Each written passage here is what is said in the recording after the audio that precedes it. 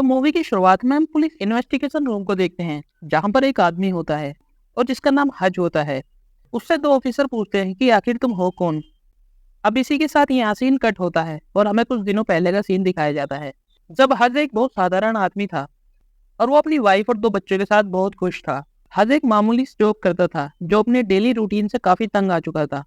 एक रात उसके घर में कुछ आवाजें आने लगती हैं और वो जब नीचे जाकर देखता है तो वो देखता है कि उसके घर में दो चोर घुस चुके हैं। वो जैसे ही पुलिस को कॉल करने वाला होता है, उनमें से एक चोर हज को देख लेता है और उसे फोन नीचे रखने के लिए कहता है। अब वो चोर हज से पैसे मांगता है, लेकिन हज के पास ज्यादा कैश नहीं होता, इसलिए वो टेबल पर रखे एक कोट में से कुछ पैसे ले लेता है और हज से उसकी घड़ी भी ले लेता है। हज उसके हाथ पर एक टैटू देख लेता है। इतने में ही हज का बेटा उन पर हमला कर देता है और एक चोर को पकड़ लेता है। अब यहाँ पर हमें पता चलता है कि उनमें से एक चोर लड़की है। हज भी उन पर हमला करने वाला होता है, लेकिन वह रुक जाता है और अपने बेटे को भी उन्हें छोड़ने के लिए कहता है। अब जैसे ही हज का बेटा उस चोर को छोड़ता है तो वो हज के बेटे के मुंह पर एक पंच मारता है। अब उन चोरों के जाने के बाद हज का बेटा हज पर बहुत गुस्सा होता है और उसे एक डरपोक कहता है। अब थोड़ी देर बाद वहां पर पुलिस आती है और एक रिपोर्ट को लिखकर चली जाती है। अब हज की लाइफ में उसके अपनों से लेकर उसके पड़ोसी तक उसे डरपोक कहते हैं, लेकिन हज उनसे कुछ नहीं कहता। अब वो ऑफिस जाता है और एक रेडियो की मदद से अपने दोस्त से बात करता है, जो एक सीक्रेट एजेंट है। हज इसको सारी बात बताता है कि वे दो चोर थे और उनके पास जो गन थी वो बिल्कुल खाली थी और वो दोनों बहुत ही डरे हुए थे, इसलिए मैंने उन्हें कुछ नहीं किया।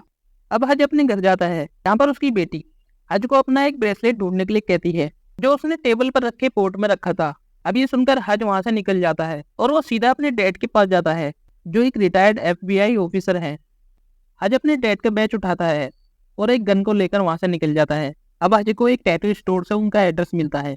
वो सीधा उनके घर में घुस जाता है और उन पर गन तानकर उस ब्रेसलेट को वापस मांगने लगता है। तभी उसको एक बच्चे की रोने की आवाज आती है। हज जाकर देखता है तो वो एक छोटा सा बच्चा होता है जो बहुत ही बीमार होता है। हज बिना कुछ कहे वहां से निकल जाता है और वो एक बस से वापस घर लौट रहा होता है। तभी उस बस में कुछ रशियन गुंडे चढ़ जाते हैं और एक लड़की को परेशान करने लगते हैं। हज बस को रोककर बस ड्राइवर को नीचे उतार देता है और वे गुंडे हज को भी नीचे उतरने के लिए कहते हैं, लेकिन हज उनसे कहता है कि अब मैं तुम्हारी बैंड बजाने वाला हूँ। अब हज एक एक करके सभी को बहुत बुरी तरह से मारने लगता है और सभी को मारने के बाद वो वहां से निकल जाता है। अब वो सीधा अपने घर जाता है, जहाँ पर हज की वाइफ हज की ऐसी हालत देखकर ज्यादा हैरान नहीं होती, मानो वो पहले भी ये सब देख चुकी हो।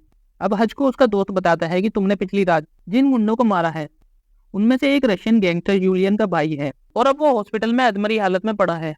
तुम्हें कुछ भी करना था, लेकिन रशियन से पंगा नहीं लेना था। अब उसका दोस्त हज को एक आदमी के बारे में बताता है जिसके पास यूलियन की सारी इन्फॉर्मेशन होती है। उधर यूलियन अपने भाई की ऐसी हालत देखकर बहुत गुस्सा होता है। तभी उनमें से एक आदमी यूलियन को हज का मेट्रो कार्ड देता है, जो उसी बस में मिला था। अब यूलियन अपने आदमी से हज की इन्फॉर्मेशन निकालने के लिए कहता है। उधर हज उस आदमी से मिलने के बाद अपनी फैमिली को छुट्टियों में घुमाने के लिए कहता है। तभी वो देखता है कि कुछ गाड़ियां उसके घर के बाहर रुकी हैं। हज अपनी वाइफ और बच्चों को लेकर बेसमेंट में छिपा देता है और अपनी वाइफ से कहता है कि पुलिस को कॉल मत करना, क्योंकि मैं ये सब कुछ संभाल लूंगा। वो घर की सारी लाइटें ऑफ कर देता है और एक एक करके सभी गुंडों को मारने लगता है, लेकिन वे गुंडे हज को शौक देकर बेहोश कर देते हैं और उसे एक कार की डिग्गी में बंद कर यूलियन के पास ले जा रहे होते हैं। रास्ते में हज को होश आ जाता है और वो दोबारा उन पर हमला कर देता है। इसके बाद वो वापस अपने घर आता है और अपनी फैमिली को एक सेफ जगह पर भेज देता है। इसके बाद वो अपने घर से कुछ पैसे और गोल्ड की प्लेटें निकालकर उस घर को आग लगा देता है और एक कार को लेकर वहां से निकल जाता है। अब हज उस गोल्ड से एक नया घर खरीदता है।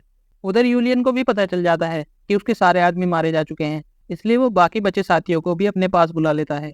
उधर हज को भी पता चल जाता है कि यूलियन उसका पीछा नहीं छोड़ेगा, इसलिए हज अपने सारे हथियार इकट्ठा करता है और पूरी फैक्ट्री में ट्रैप लगा देता है। अब हज यूलियन के अड्डे पर जाता है, जहाँ पर यूलियन का बहुत सारा पैसा रखा हुआ था। वो यूलियन के सारे आदमियों को मारकर उस पैसे को आग लगा देता है। इसके बाद यूलियन हज के पीछे पड़ जाता है और हज उन्हें किसी तरह से अपनी फैक्ट्री में ले जाता है, जहाँ पर उसने पहले से ही ट्रैप लगा रखा था। यहाँ पर यूलियन की गोली हज को लग जाती है और हज एक कार के पीछे छिप जाता है, लेकिन अचानक कोई आदमी यूलियन के आदमियों पर स्नाइपर से हमला करने लगता है। यह आदमी कोई और नहीं बल्कि हज का रेडियो वाला दोस्त होता है। तभी यहाँ पर हज के डैड बहुत सारी शॉटगन के साथ आते हैं और हज को फैक्ट्री के अंदर ले जाते हैं। अब वो तीनों मिलकर यूलियन के सारे आदमियों को मार देते हैं और यूलियन अकेला बचता है। उधर हज और उसके साथियों की भी सारी गोली खत्म हो जाती है। तभी हज एक बुलेट प्रूफ गिलास को लेकर उस पर बम लगाकर यूलियन की तरफ भागता है यूलियन उस पर गोली चलाता है, लेकिन तभी बम फट जाता है और यूलियन मारा जाता है। इसके बाद हज अपने दोस्त और डैड को वहाँ से भेज देता है, क्योंकि अब वहाँ पर पुलिस आ चुकी थी। अब हज को पुलिस पकड़ लेती है और हमें मूवी की शुरुआत वाला सीन दिखाया जाता है, जहाँ पर पुलिस वाले हज से पूछते हैं कि तुम आखिर हो कौन, जिस पर हज कहता है कि आई एम नोबडी, मैं कोई नहीं हूँ। इसके बाद पुलिस वालों को एक कॉल आता है और वो दोनों शॉक हो जाते हैं। अब हमें कुछ टाइम बाद का सीन दिखाया जाता है और हज और उसकी वाइफ एक नए घर को खरीद रहे होते हैं। इसी के साथ ये मूवी यही खत्म हो जाती है। आई होप आपको ये वीडियो अच्छी लगी होगी।